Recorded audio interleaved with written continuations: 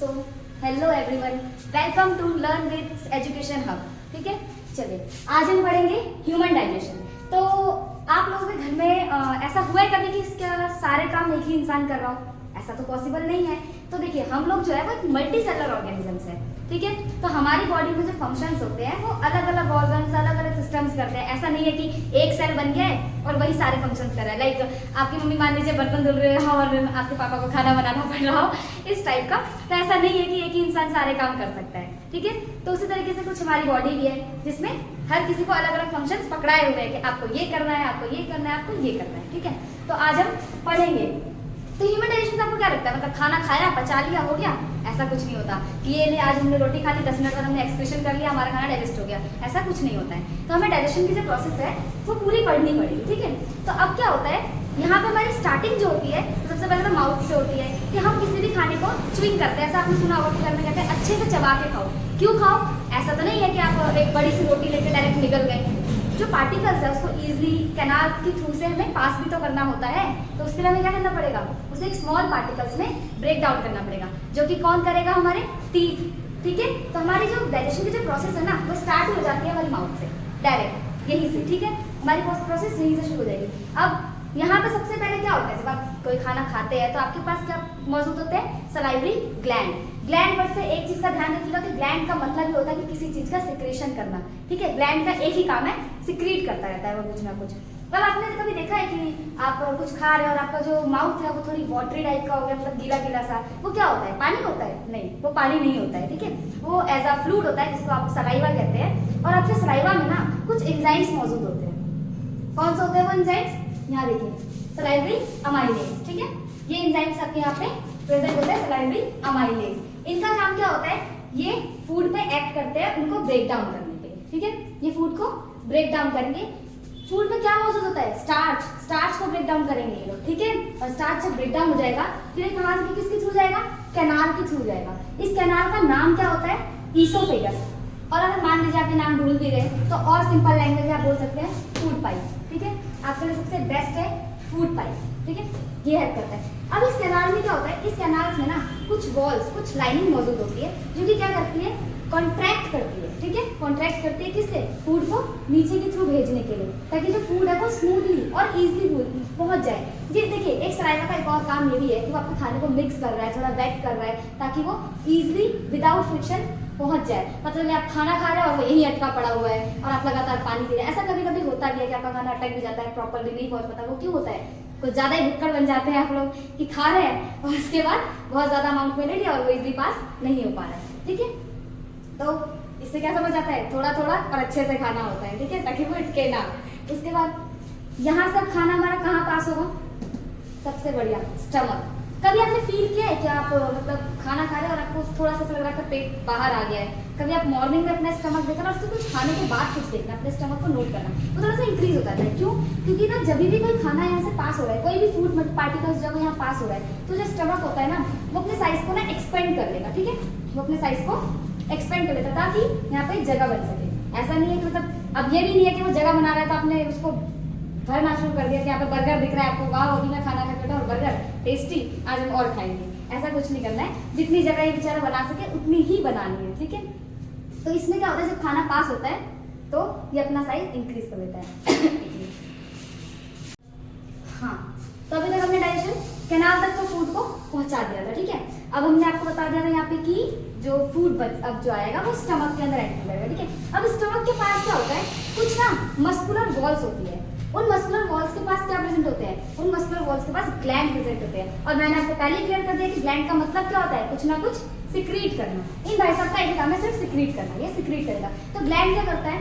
वो कुछ जो डाइजेस्टिव जूस होते हैं उनको सिक्रीट करेगा। और लाइक आपका हो गया HCl। ठीक है, हाइड्रोक्लोरिक एसिड। आप लोगों का कौन सा जूस होता है? वो HCl। ठीक है, हाइड्रोक्लोरिक एसिड। और हाइड्रोक्लोरिक एसिड का पीएच मैं आपको बता देती हूँ, आप लोगों की बुक में दिया तो नहीं है बट एक एडवांस लेवल पे, ताकि आपको पता होना चाहिए कि ये इसका 2 to 3 पीएच होता है। ठीक है, जो कि सीरियसली काफी ज्यादा एसिडिक होता है, यहाँ तक कि वो आपकी स्किन को भी बर्न कर सकता है। तो हमने सोचा है कि जो एसिड आपकी स्किन को बर्न कर सकता है वो आपके स्टमक में बढ़ रहा है। क्या कर रहा है वो यहाँ पे? और मतलब इस स्टमक को कौन प्रोटेक्ट कर रहा है? तो अब मैं बताती हूँ। यहाँ पे ना आपके स्टमक में कुछ म्यूकस प्रेजेंट होते हैं। इस म्यूकस का काम क्या होता है?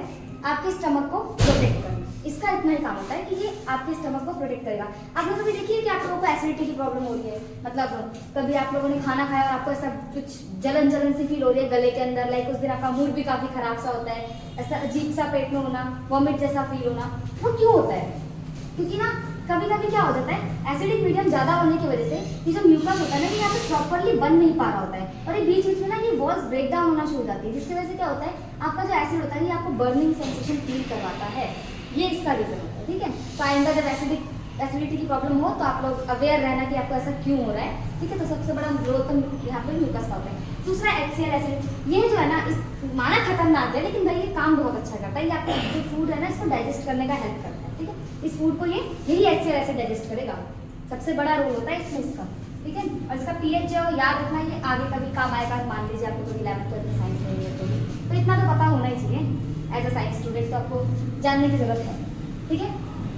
अब क्या होगा, यहाँ पे तो डाइजेशन हो गई, आप लोगों ने ग्लैंड ने सिक्रीट कर दिया HCl एसिड और उसने फूड को डाइजेस्ट कर दिया।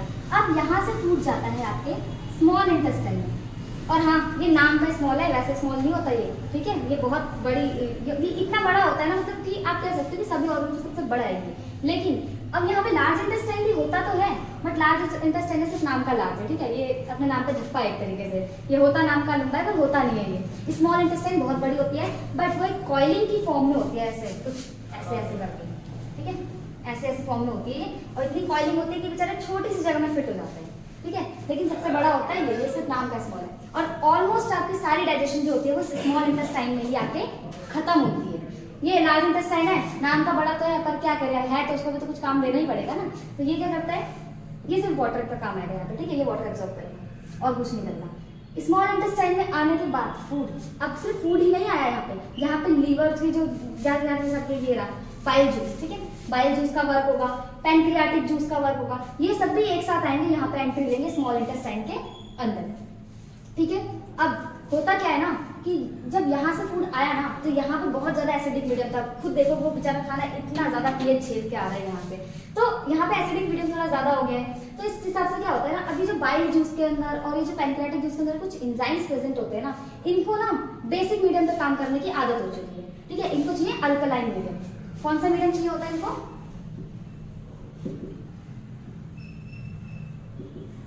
अल्कलाइन मीडियम चाहिए, ठीक है। तो इनको अल्कलाइन मीडियम की आदत होती है, तो इसलिए क्या होता है ना, अब यहाँ पे आने के बाद कुछ, अब देखिए स्मॉल इंटेस्टाइन के अंदर क्या क्या डाइजेस्ट हो जाता है, कार्बोहाइड्रेट डाइजेस्ट हो जाता है, फैट डाइजेस्ट हो जाता है, ठीक है, और प्रोटीन। तो ऑलमोस्ट डाइजेशन तो यहाँ खत्म हो गई है।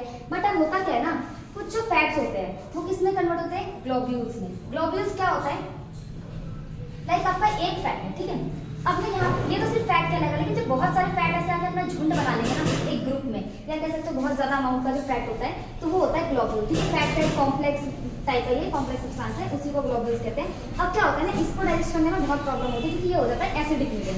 तो यहाँ पे क्या आता है, एक रोल आ जाता है बाइल सॉल्ट, ठीक है, एक रोल आता है बाइल सॉल्ट। ये क्या करता है, ये इसके अंदर कुछ एंजाइम्स प्रेजेंट होते हैं जो कि ना इस बड़े से ग्लोब्यूल्स को ना ब्रेक डाउन करते हैं और किसमें कन्वर्ट कर देते हैं, स्मॉल ग्लोब्यूल्स में कन्वर्ट कर देते हैं। हाँ, एक चीज तो आप लोगों को बता नहीं भूल गई, एंजाइम्स ना आप लोगों ने कभी पढ़ा है कि ये होते क्या है, क्या करेंगे एंजाइम्स अगर पढ़ोगे ना, तो केमिस्ट्री में एंजाइम्स का मतलब ये होता है कि किसी भी टाइप की रिएक्शन की स्पीड को इंक्रीज करना, लाइक कैटलिस्ट। एक कैटलिस्ट का मतलब है, कैटलिस्ट का मतलब किसी भी रिएक्शन की स्पीड को तेज कर देना, ठीक है। अब बायो का क्या करना है, बायो में ये कर रहा है किसी भी प्रोसेस को, मतलब किसी भी चीज को ये स्पीड दे दे रहा है, ठीक है। एज लाइक आपके जो बड़े पार्टिकल्स हैं उनको तोड़ दे रहा है, जैसे कि आपने इसमें क्या बाइल सॉल्ट के अंदर जो एंजाइम्स प्रेजेंट थे उन्होंने क्या कर दिया, उन्होंने ग्लोब्यूल्स के जो बड़े वाले पार्टिकल्स थे उनको ब्रेक डाउन कर दिया स्मॉल पार्टिकल्स में, ताकि वो इजिली डाइजेस्ट हो सके। अब यहाँ तो आपकी डाइजेशन कंप्लीट हो गई स्मॉल इंटेस्टाइन में, और यहाँ पे एक पॉइंट आएगा आपका विली। विली क्या करता है, सिर्फ डाइजेशन ही छोड़ना होती है भाई, ये भी तो देखो कि जब डाइजेशन हो जा रही है तो उसके बाद जो उसके पार्टिकल्स हो गए, मतलब उसमें से जो चीजें एब्जॉर्ब करनी है, अच्छी अच्छी चीजें जो आपको चाहिए, ठीक है, वो कहाँ जाएगी, वो ये विली तो करेगी, एब्जॉर्ब करेगी, ठीक है। और एब्जॉर्ब करने के बाद वो क्या करेगी, बॉडी के हर एक सेल में पहुंचाएगी, ठीक है ना। ये विली क्या करेगा, हर एक फूड के न्यूट्रिएंट्स को ले लेगा, ठीक है, सभी के सभी न्यूट्रिएंट्स को ये लोग ले लेंगे कि बिल्ली का ये काम है, ये न्यूट्रिएंट्स लेगा। और क्या करेगा, ब्लड वेसल्स की हेल्प से बॉडी के एक एक सेल में उसे पहुंचाएगा। क्यों? ताकि जो आपके जो टिश्यूज है, ठीक है, वो नए टिश्यूज बन सके, पुराने टिश्यूज रिपेयर हो सके, जो ओल्ड टिश्यूज वगैरह आपके रिपेयर हो सके, ठीक है, इसलिए इनका काम होता है बिल्ली का। अब आपका फूड यहाँ तक इसने कंप्लीट कर लिया। अब लास्ट में फूड कहाँ आएगा, ये आ जाएगा लार्ज इंटेस्टाइन में, ठीक है। लार्ज इंटेस्टाइन का क्या काम है, देखो बिल्ली ने तो आधे न्यूट्रिएंट्स एब्जॉर्ब कर लिए। अब मैं एक चीज क्लियर करती हूँ, आप जो फूड खा रहे हो ना, कुछ भी खा रहे हो, उसको पूरी तरीके से निचोड़ लेगा ये आपका डाइजेस्टिव सिस्टम, ठीक है, हर एक चीज को एब्जॉर्ब कर लेगा। मतलब बच्चा कुछ, अब आप खुद सोचो, आप पूरे दिन में जितना अमाउंट में खाते हो, क्या उतनी ही अमाउंट में रिलीज भी कर देते हो? क्या ऐसा होता है कभी? ऐसा तो होता नहीं है, ठीक है। तो वो हर एक चीज को क्या कर देगा, कंप्लीट कर लेगा, ले लेगा। अब बचा हुआ अनएब्जॉर्ब फूड जो है, जो थोड़ा बहुत बच गया है, ठीक है, वो जाएगा लार्ज इंटेस्टाइन में। कहाँ जाएगा वो? यहाँ लार्ज इंटेस्टाइन में आ जाएंगे। अब लार्ज इंटेस्टाइन क्या करेगा, जो मटीरियल है ना, उसमें से वाटर एब्जॉर्ब करना शुरू कर देगा, ठीक है। वो क्या करेगा, इसमें से वाटर ले लेगा। अब वाटर क्या होगा ना, इसकी हेल्प से। अब देखो मैं आपको एक चीज क्लियर कर देती हूँ, पहले के टाइम पे जो होता था ना, हमारे जो एंसेस्टर्स वगैरह हुआ करते थे, उनके पास ना एक ऑर्गन होता था अपेंडिक्स, ठीक है। अपेंडिक्स उस टाइम पे काम आ रहा था, अब काम नहीं आता। अपेंडिक्स का काम था उस टाइम पर। अब उस वक्त, अब हम लोग ने इवोल्यूशन के बारे में तो आपने सुना ही होगा कभी ना कभी। तो इवोल्यूशन क्या होती है, चीजों का चेंजेस आना बॉडी में, ठीक है। तो जो एंसेस्टर थे उनके पास अपेंडिक्स थी, तो उनका रोल था। लेकिन आज के टाइम पे ना ये अपेंडिक्स हमारे लिए यूजलेस है। हमारी पूरी बॉडी में एक ही पार्ट है अपेंडिक्स, ये यूजलेस है, ठीक है। जैसे हम कहते हैं हर चीज जो आई है इस दुनिया में उसका कुछ ना कुछ तो रोल होगा, तो भाई अब हमने इसका रोल खत्म कर दिया, बिकॉज हम ह्यूमंस है भाई, हम कुछ भी कर सकते हैं, ठीक है। तो यहाँ पे अपेंडिक्स का रोल तो खत्म हो गया। तो लार्ज इंटेस्टाइन से जब जो बचा हुआ वेस्ट मटेरियल होगा वो रिमूव हो जाएगा। कहाँ? सीधा एक्सक्रीशन होके एनएस के थ्रू से, एनएस की जगह से रिमूव हो जाएगा, और यहीं पे हमारी एक्सक्रीशन की प्रोसेस हो जाएगी और डाइजेशन खत्म, ठीक है। तो हमारा ह्यूमन डाइजेशन की प्रोसेस पूरी की पूरी अब एक वीडियो में कंप्लीट हो चुकी है। तो थैंक यू सो मच।